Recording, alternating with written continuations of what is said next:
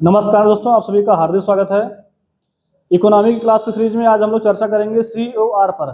COR का मतलब capital output ratio, पूंजी निर्गत अनुपात है। दोस्तों, इकोनॉमी एक ऐसा विषय है जिसमें हर दूसरा टर्म पहले टर्म से रिलेटेड होता है, हर दूसरा कॉन्सेप्ट पहले के कॉन्सेप्ट से संबद्ध होता है। तो आप शुरुआती चीज़ों को आप बेसिक तरीके से सीखे रहेंगे, तभी आप आगे आने वाले बड़े बड़े कॉन्सेप्ट को आप बेहतर तरीके से समझ पाएंगे। अगर आप शुरुआती चीज़ों को नहीं समझेंगे तो आगे की चीज़ें आपको बहुत कठिन लगेंगी और आप समझ नहीं पाएंगे। तो अगर आपको इकोनॉमी की तैयारी बेस्ट बढ़िया तरीके से करना है तो आप सीरियल से वीडियोस को देखिए, जो प्लेलिस्ट बनी हुई है आप उसको शुरुआत से फॉलो कीजिए और पूरे वीडियो को देखिए। तो चलिए हम देखते हैं COR किसे कहते हैं। COR मतलब होता है कैपिटल आउटपुट रेशियो, मतलब हिंदी में अगर कहें इसको बोल सकते हैं पूंजी निर्गत अनुपात। पूंजी निर्गत अनुपात। अब ये क्या होता है, देखिए, जब इकोनॉमिक प्लानिंग की जाती है, इसको आप लिख सकते हैं, जब योजनाएं बनाई जाती हैं बहुत सारी या पॉलिसीज बनाई जाती हैं, तो आप पहला पॉइंट कर लिख सकते हैं कि इकोनॉमिक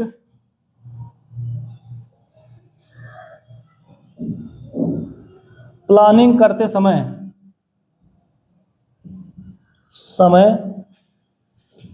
COR का आंकड़ा निकाला जाता है या COR निकाला जाता है। COR का मतलब होता है पूंजी निर्गत अनुपात निकाला जाता है।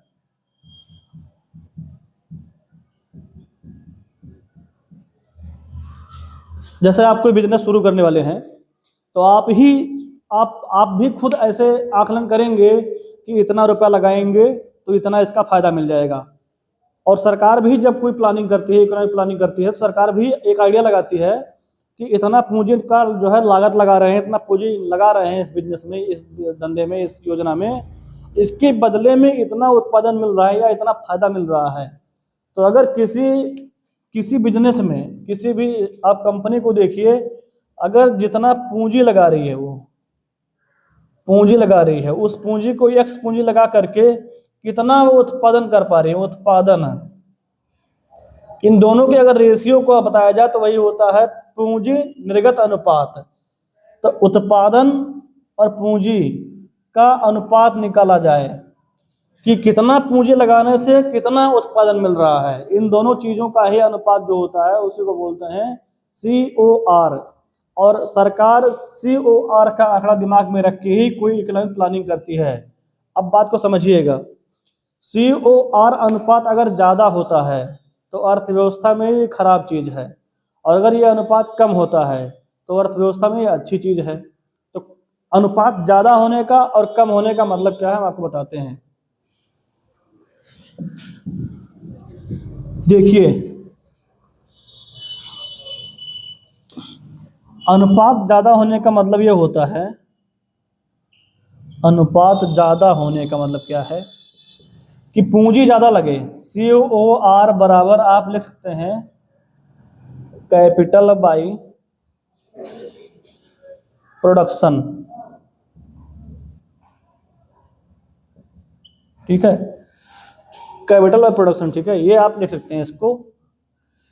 इसका मतलब ये होता है अनुपात ज्यादा होने का मतलब क्या है, जैसे किसी वस्तु के उत्पादन में 100 रुपया लागत लगे और 50 वस्तुएं ही बने, तो उत्पादन कम हो रहा है, ये आपका हो जाएगा 2:1, ये 2 हो जाएगा, ये 1 हो जाएगा। तो अगर 2:1 का रेशियो निकल रहा है, ये आपका जो 2 है वो पूंजी है, पैसा, पूंजी में बहुत सारी चीजें आती हैं, और ये आपका है उत्पादन। उत्पादन मतलब कोई वस्तु ही बन रहा है, 100 रुपया लगा करके 50 वस्तु ही बन रही है, या वो उस तरीके से यूनिट मान सकते हो इसको।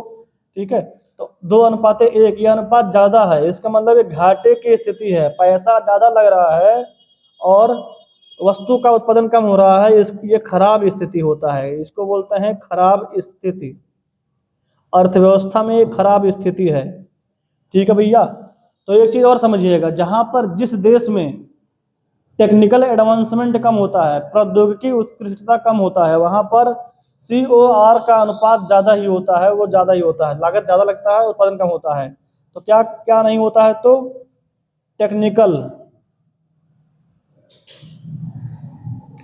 टेक्निकल एडवांसमेंट, अगर यहाँ पर किसी देश में प्रौद्योगिकी प्रौद्योगिकी उत्कृष्टता उत्कृष्टता कम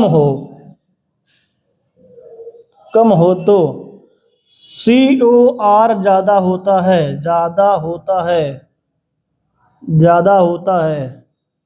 और COR ज़्यादा होने से घाटे की स्थिति होती है, घाटा होता है, या बहुत लाभ नहीं हो, घाटा भी हो सकता है और ज़्यादा लाभ ना होना। ठीक है, ऐसा भी हो सकता है कि देखिए बात समझिएगा, जैसे आप कोई काम वर्तमान समय में देख लीजिए, आप अगर किसी काम करिए, हाथ से करिए, आदमी लगा दीजिए, मजदूर लगा दीजिए, टेक्नोलॉजी का प्रयोग मत करिए, आप हाथ से मैनुअली कराइए, तो हो सकता है कि उसमें मजदूरी ज़्यादा लग जाए, पैसा ज़्यादा लगेगा, वो बदले में उसके आपका जो है रिटर्न कम निकलेगा, रिटर्न कम आएगा। लेकिन अगर वही काम आप मशीन से करने लगिए, मशीनरी का प्रयोग कर लीजिए, तो मशीनरी का प्रयोग करने से उसमें टेक्निकल एडवांसमेंट, मतलब उसमें आपने तकनीकी का प्रयोग किया, तो तकनीकी का प्रयोग करने से कम लागत में ही वो आपका सामान बन के तैयार हो जाएगा। तो जो चीज़ देखो रोबोट करते हैं, रोबोट वहाँ पर जो है चीज़ें जो है सस्ती में बन जाती, सस्ते में बिकती हैं। क्यों? क्योंकि रोबोट का जो है वो कम है, चार्जेस कम है, और आदमी करेगा तो आदमी का वहाँ पर पैसा ज़्यादा लगता है। ठीक, बात समझ में आ रही है? आज भी देखो, अगर आपको गड्ढा खोदना हो, आप मजदूर लगा खुदवाइए, ज़्यादा मजदूरी लगेगा, और JCB बुला के खुदवा दीजिए, कम मजदूरी लगेगा, कम मजदूरी में आपका काम हो जाएगा। ठीक है, तो यही जिस देश में टेक्निकल एडवांसमेंट नहीं होता, तकनीकी नहीं होता है, लोग मैनुअली हाथ से ही सारी चीज़ें वहाँ के लोग करते हैं पुराने तौर तरीके से, तो वहाँ पर प्रौद्योगिकी उत्कृष्टता नहीं होती, कम होती है, इसलिए COR अनुपात ज़्यादा होता है, मतलब खराब स्थिति होती है। ठीक है, एक दूसरा आपका हो जाएगा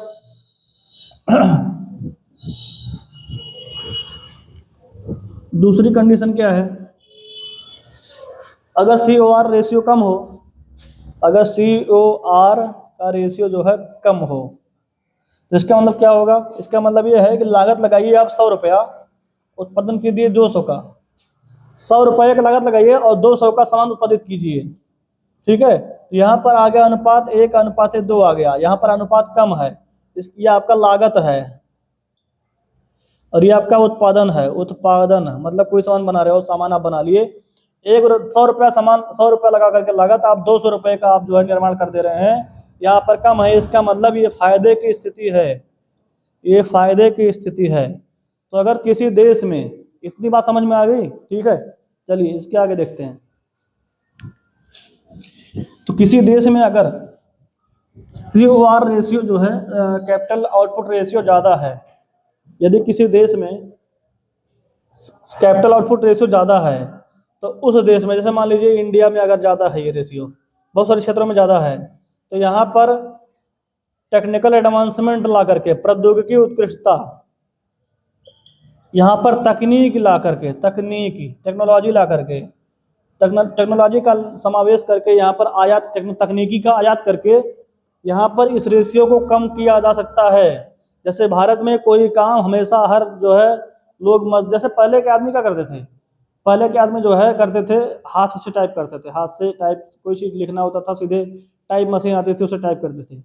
आज के समय में आप मैटर दे दीजिए, AI आपको सब कुछ बना के दे रहा है, स्कैन कर ले रहा है, AI जो है स्कैन करके आपका पूरा डाटा तैयार करके फीड करके दे देगा। तो चीज़ें आसान हो गई हैं, जहाँ पर तकनीक होता है वहाँ पर ये रेशियो कम हो जाता है, और रेशियो कम हो जाएगा तो आपका मतलब फायदे का जो है सौदा है। ठीक है, चलिए, अगर किसी बिजनेस में COR जो है ज़्यादा है, तो मतलब घाटे का वो बिजनेस है। ठीक है, तो एक बात समझिएगा, क्षेत्र विशेष के अनुसार से, जैसे किसी देश में अगर तकनीक नहीं है, वहाँ तो COR ज़्यादा ही होगा, और टेक्नोलॉजी है तो COR कम होगा। जैसे अमेरिका जैसे देशों में COR ज़्यादा होगा, मतलब वहाँ बिजनेस में फायदा ज़्यादा होता है, क्योंकि हर काम मशीन कर रहा है, मशीन में ज़्यादा लागत कम लगती है मशीन से काम करवाने में।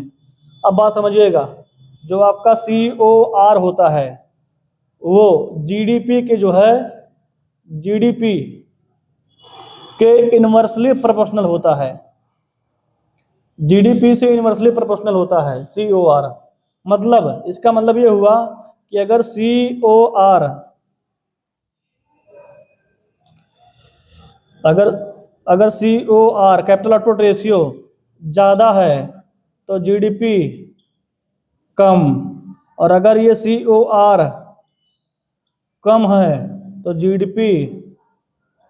जीडीपी ज़्यादा। मतलब उल्टा संबंध होता है, COR और जीडीपी में उल्टा संबंध होता है। मतलब अगर हर बिजनेस में सरकार को फायदा ही फायदा हो तो जीडीपी ग्रो करेगी ना, जीडीपी ग्रो हो जाएगी।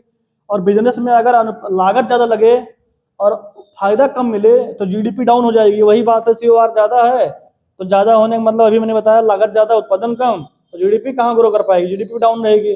और अगर COR कम है तो जीडीपी जो है ग्रो हो सकता है। तो अगर COR ज़्यादा है तो टेक्निकल एडवांसमेंट ला करके, मैंने बताया कि यहाँ तकनीकी को आयात करके उस देश में तकनीकी के सहारे से इसको हम बढ़ा सकते हैं, COR को घटा सकते हैं, COR घटा सकते हैं, मतलब जीडीपी को ग्रो करा सकते हैं।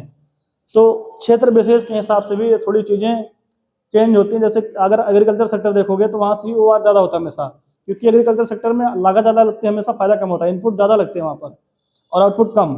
और वहीं कुछ ऐसे क्षेत्र हैं जैसे कोई कपड़ा निर्माण की कंपनी हो गया और कोई जूता निर्माण की कंपनी हो गया, तो यहाँ पर COR कम होता है, जैसे लागत कम और फायदा ज़्यादा। ठीक है, तो आशा करते हैं आप सभी को चीज़ें समझ में आई होंगी।